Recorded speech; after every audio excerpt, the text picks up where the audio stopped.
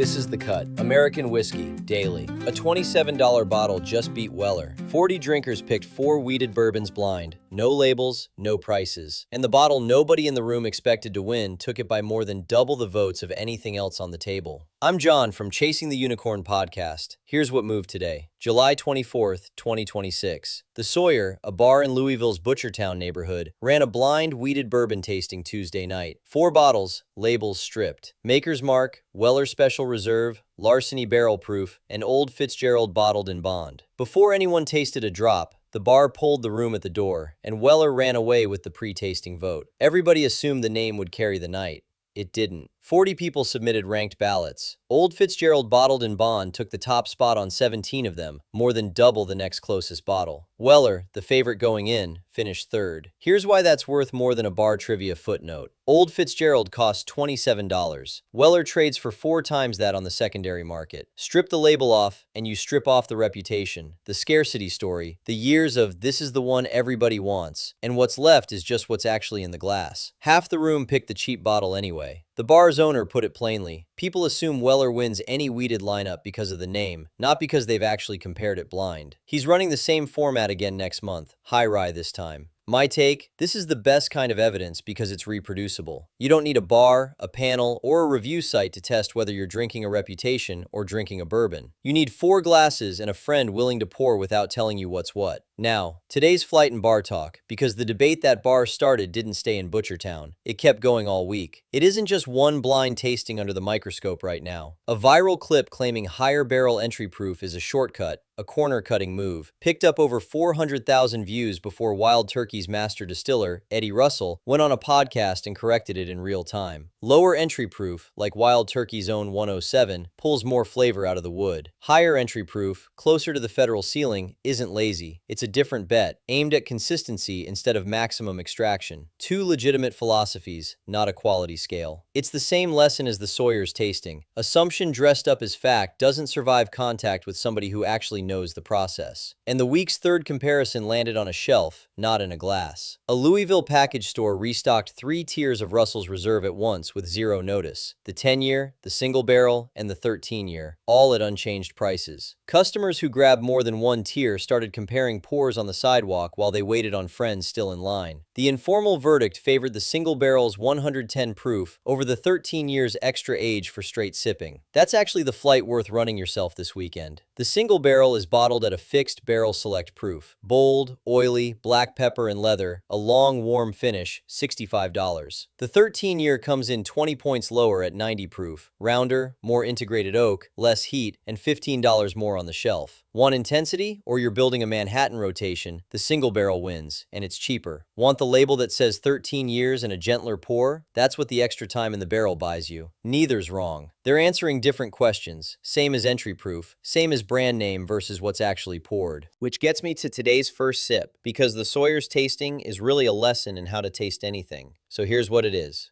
Start with your nose, not your mouth. Swirl once. Hold the glass an inch below your nose, mouth slightly open, and breathe normal. Don't inhale hard or you'll burn out your palate before the first sip even happens.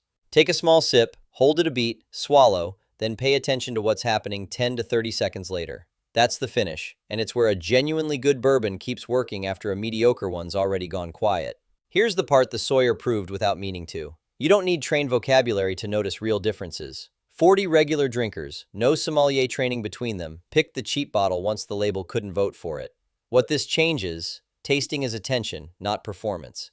If you've got the Perfect Pour app, log a blind pour in your logbook before you peek at the label, and see if your pour print agrees with what that room in Butchertown decided. It's available now at theperfectpourapp.com. One more thing, one bottle worth knowing about before the weekend.